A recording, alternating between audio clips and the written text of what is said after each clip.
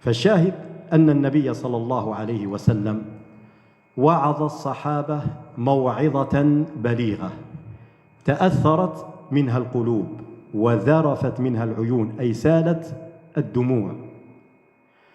وهذا يدلنا على أمر، وهو ينبغي على العلماء وعلى طلبة العلم والدعاة إلى الله تبارك وتعالى أن يعظوا الناس ويذكرونهم ويخوفونهم بما ينفعهم في دينهم ودنياهم، ولا يقتصروا على مجرد معرفة الأحكام.